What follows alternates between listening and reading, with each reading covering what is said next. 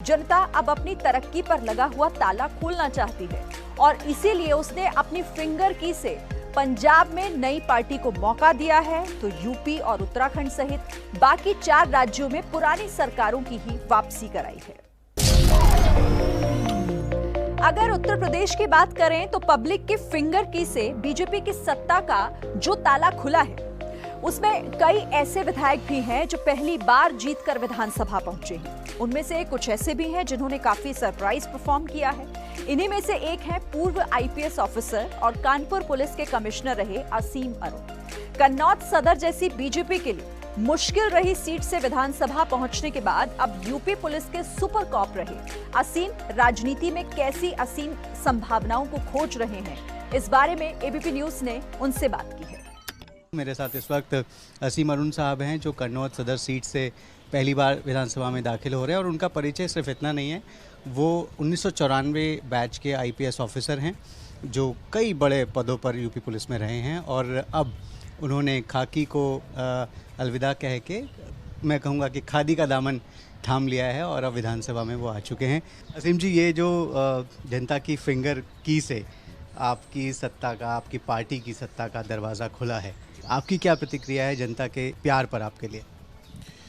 ये चुनाव बड़ा ऐतिहासिक चुनाव है क्योंकि एज ए ट्रेंड अगर देखें तो सबसे बड़ा परिवर्तन ये आया कि लोगों ने इस बात को समझा, वोट बैंक की राजनीति, वोट की खरीदारी, वोट की ठेकेदारी अब नहीं चल रही है। अब केवल सुरक्षा, विकास, जो मूल मुद्दे हैं, रोजी रोटी के मुद्दे हैं, उन पे ये चुनाव लड़ा गया। 5 साल यही काम भारतीय जनता पार्टी के नेतृत्व में, योगी जी के नेतृत्व में ये काम हुए, लोगों ने पसंद किए और हम देख रहे हैं कि 37 साल के बाद पहली बार कोई पार्टी यूपी में वापस आई है, पहली बार कोई मुख्यमंत्री वापस आए हैं, ना सिर्फ वापस आए हैं, 2/3 मेजॉरिटी से वापस आए हैं। इससे बड़ा नागरिकों का स्टेटमेंट, वक्तव्य शायद कभी नहीं हुआ होगा, वरना तो हर 5 साल में हम जनता के रूप में पार्टी को बदल दिया करते थे। तो अब ये बहुत संतोष का विषय भी है, लेकिन साथ साथ एक बहुत बड़ा दायित्व भी है। अब और ज़्यादा बड़ी जिम्मेदारी हमारी पूरी पार्टी के ऊपर है कि जो 5 साल हमने अच्छे काम किए, अब हम अपनी कल्पनाशीलता को और बढ़ा करके और ऊंचाइयों पे लेकर के जाएंगे और जो मूल मुद्दे हैं उन पे और अच्छे से काम करेंगे। असीम जी, विकास के साथ साथ सुरक्षा इस सरकार का बहुत बड़ा एक आश्वासन रहा लोगों के लिए, भरोसा लोगों ने उस मुद्दे पर जताया और आप सुरक्षा के ही महकमे से जुड़े हुए थे, क्या वहीं से कुछ आपकी नज़दीकियाँ बनी, ऐसा कुछ? नहीं, नज़दीकी तो मेरी नहीं बनी और मेरा पार्टी में आने का जो क्रम है वो बिल्कुल अलग सा है और केवल 8 दिनों का ही, 1 जनवरी से 8 जनवरी का ही क्रम है। उससे पहले राजनीति या कोई राजनीतिज्ञों से मित्रता का प्रश्न ही नहीं उठता था। लेकिन जो सुरक्षा की बात आप बोल रहे हैं, तो भारतीय जनता पार्टी ने पिछले 5 साल में, और मैं क्योंकि पुलिस ऑफिसर था, पुलिस कमिश्नर कानपुर या 112 या एटीएस में था, ये 3 पद मैंने 5 साल में किए, तो बहुत बड़ा परिवर्तन पिछले सरकारों के मुकाबले हम लोग को देखने को मिला। कैसे? पहला, कानून के राज पे चलना चाहिए, ये चीज़ योगी जी ने पूरे महकमे को सिखाई। इससे पहले ऊपर के लेवल पे भी और जनपद में विधायक लेवल पे लोग सोचते थे कि व्यक्ति का राज होता है, कि विधायक जी ने बोल दिया तो अब मर्डर के मुकदमे से भी कोई बच जाएगा, मारपीट से तो बच ही जाएगा। लेकिन अब एविडेंस पे काम हुआ, पुलिसकर्मी बड़े आराम से किसी को कह पाते हैं कि भाई ये काम नहीं हो पाएगा क्योंकि एविडेंस ये है। सो रूल ऑफ लॉ, कानून का राज, एक मूल सिद्धांत है जिस पे योगी जी ने काम किया और उसका परिणाम है कि कानून व्यवस्था सुधरी। Asim ji, there is a saying in English कि once a cop always a cop, लेकिन हम देख रहे हैं कि ये जो कॉप है ये वर्दी बदलने के बाद थोड़ा बदला हुआ है। आप न केवल यहाँ अपने साथियों को अपने हाथ से मिठाई खिला रहे हैं, बल्कि आप अनिल दोहरे जी जो 3 बार से सिटिंग एमएलए थे समाजवादी पार्टी के, जिनको आपने डिफीट किया, उनके आप घर गए। ये बदला हुआ कॉप है या अंदरूनी तौर पर आप ऐसे ही हैं? नहीं, इसमें कोई बदलाव मेरे ख्याल से नहीं है। जो मेरे पिताजी ने मुझे, माँ जी ने आदर्श सिखाए, शिष्टाचार सिखाई है, उसी का अंग है। और पुलिसकर्मी को भी बहुत शिष्ट होना चाहिए और ज़्यादातर पुलिसकर्मी शिष्ट होते भी हैं।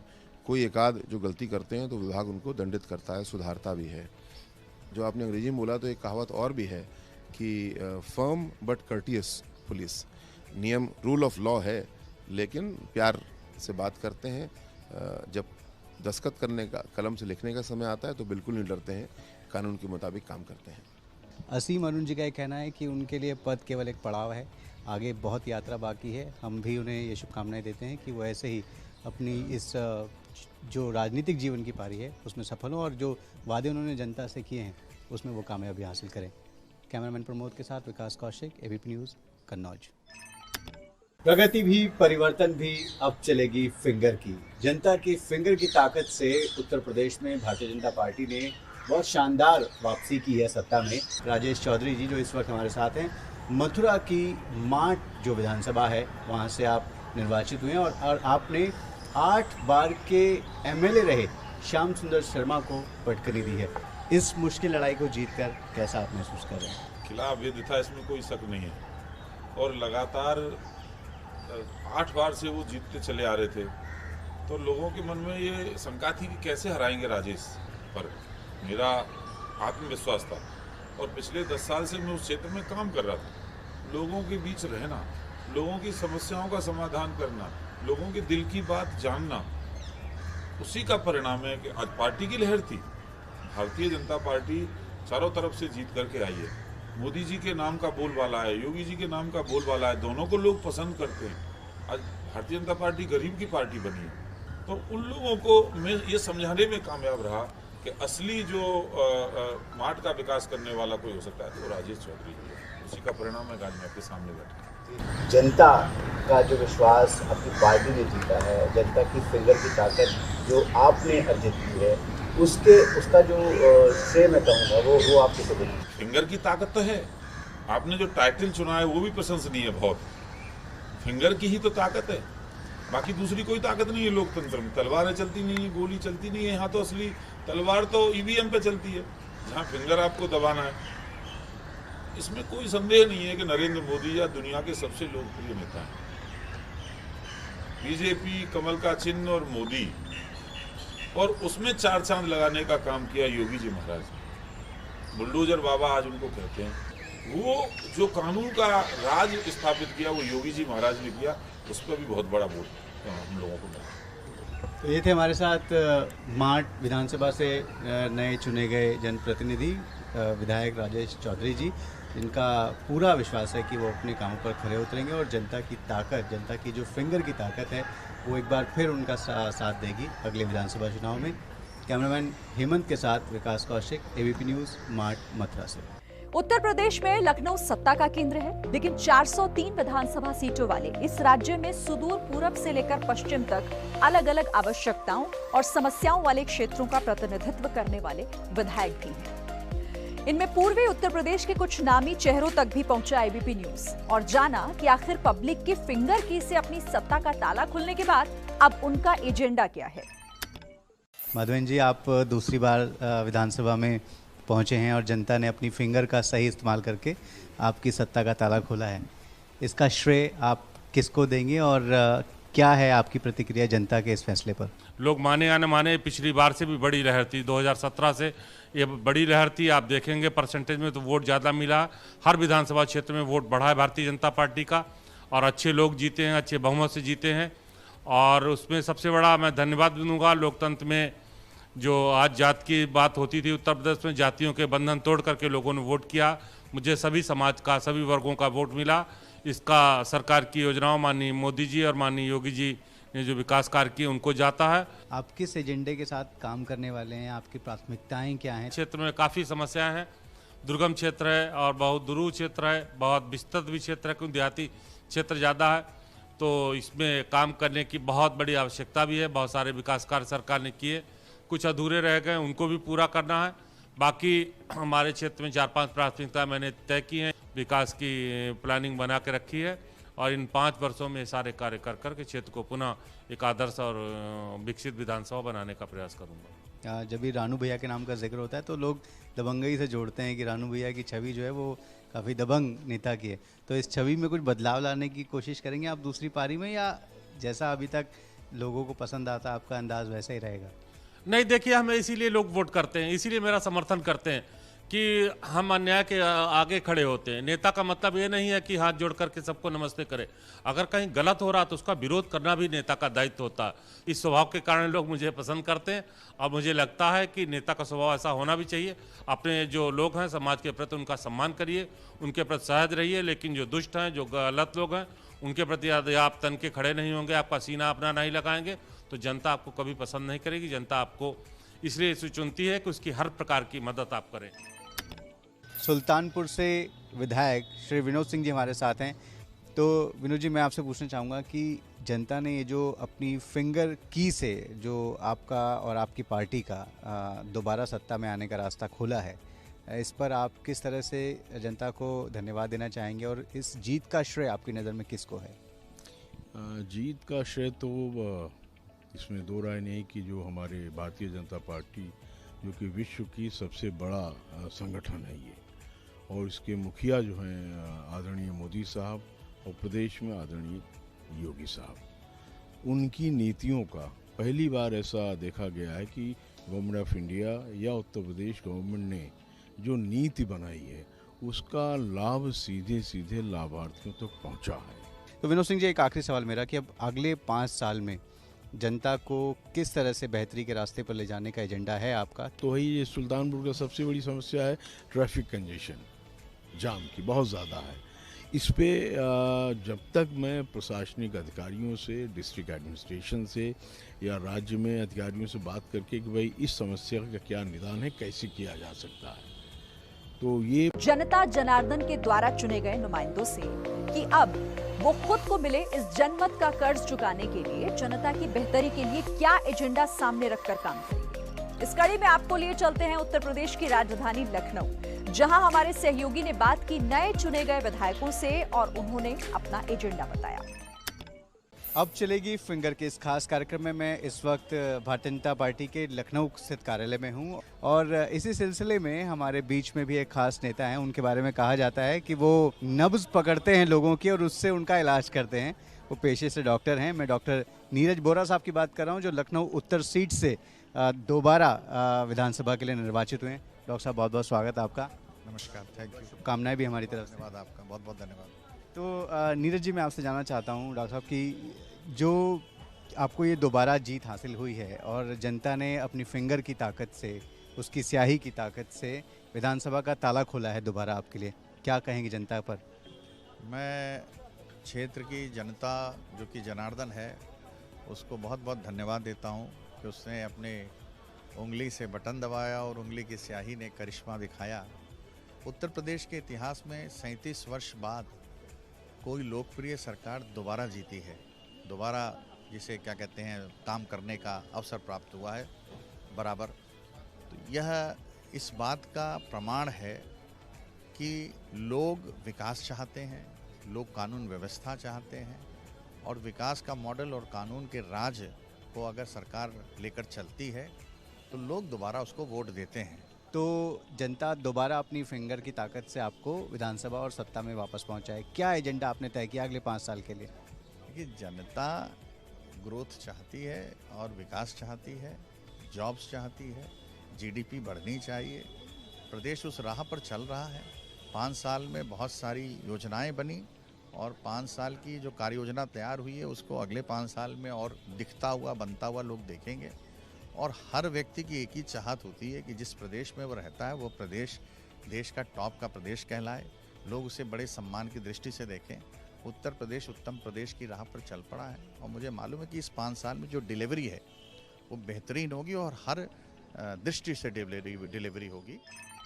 जनता ने अपनी फिंगर की चलाई आपके फेवर में, क्या क्या वजह आपसे की गिनाएंगे कि इतना प्रचंड बहुमत आपकी पार्टी को मिला है और आप जैसे तमाम नए लोग पार्टी के दम पर भी, अपने दम पर भी चुनकर विधानसभा में आए हैं? केवल विकास, जो जनता का मत था वो डेवलपमेंट के लिए था, विकास कार्यों के लिए। मोदी सरकार ने 14 से सत्ता संभालने के बाद और 17 में योगी जी ने सत्ता संभालने के बाद जो उत्तर प्रदेश का डेवलपमेंट हुआ, जो विकास हुआ है, जनता ने उसके पक्ष में मतदान किया है। लोकतंत्र में सत्ता की हनक पर काबू करने के लिए एक मजबूत विपक्ष का होना भी बेहद जरूरी है। इस बार उत्तर प्रदेश में समाजवादी पार्टी भी अपनी स्थिति को बेहतर करते हुए 111 सीटें पाने में कामयाब हुई। इनमें प्रदेश की राजधानी लखनऊ के भी 2 विधायक शामिल हैं। हमारे सहयोगी ने इनसे भी बात की और जाना कि वो विपक्ष के रूप में अपनी भूमिका को कैसे निभाएंगे। प्रगति भी परिवर्तन भी अब चलेगी फिंगर की। जनता की फिंगर चली और उसने प्रगति को चुना, लेकिन परिवर्तन जिसका दावा समाजवादी पार्टी उत्तर प्रदेश में कर रही थी उस परिवर्तन को नहीं चुना। लेकिन बावजूद इसके कुछ ऐसे जनप्रतिनिधि भी हैं जिन्होंने पार्टी भले ही अच्छा नहीं कर पाई लेकिन अपने दम पर अपनी सीट पर जीत दर्ज की है, और उन्हीं में से एक हैं लखनऊ पश्चिम सीट से जीत दर्ज करने वाले अरमान खान साहब। समाजवादी पार्टी से को रिप्रेजेंट करते हुए अब विधानसभा में पहुंचे हैं। अरमान साहब, तो किस तरह के मिक्स्ड फीलिंग्स में हैं अभी? देखिए, ये खुशी और गम दोनों का ही मिक्सचर है हम लोगों के मन के अंदर।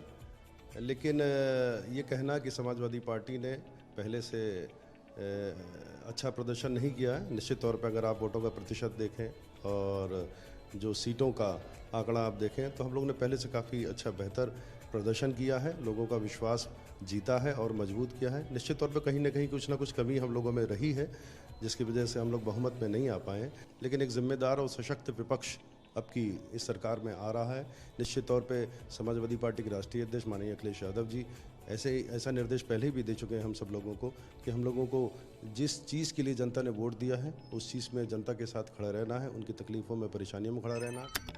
कुछ दिन पहले लखनऊ सेंट्रल नाम से एक फिल्म आई थी, लेकिन मैं जिस लखनऊ सेंट्रल की बात कर रहा हूँ वो फिल्म नहीं बल्कि लखनऊ की मध्य विधानसभा है, लखनऊ शहर की, जहाँ से रविदास मेहरोत्रा जो हैं समाजवादी पार्टी के बहुत ही कद्दावर नेता हैं, पुराने नेता हैं, पूर्व में कैबिनेट मंत्री भी रहे हैं और एक बार फिर अपनी फिंगर की चलाकर जनता ने उन्हें विधानसभा में पहुँचाया है। तो रविदास जी, ये क्या कनेक्ट है आपका आपके क्षेत्र की जनता के साथ कि इतनी विपरीत परिस्थितियां होते हुए भी आपकी पार्टी की आपने एक बार फिर से जगह बनाई जनता के दिलों में और उसकी कीन ने आपको विधानसभा में पहुंचाया?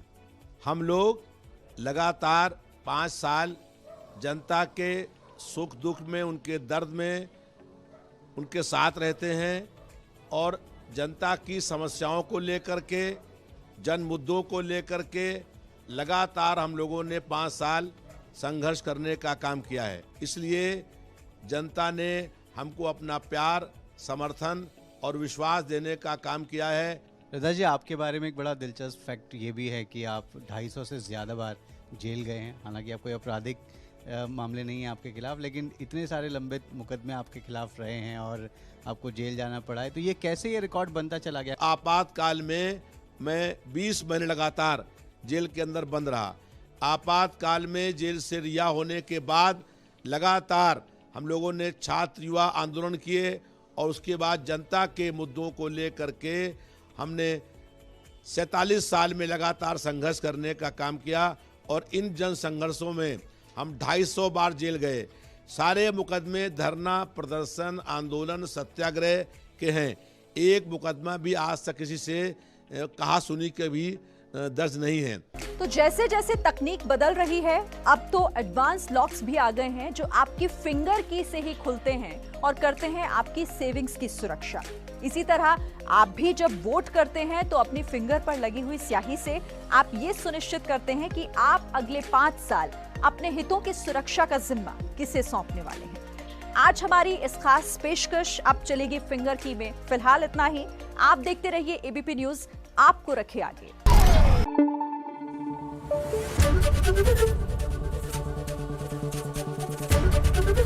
एबीपी न्यूज आपको रखे आगे।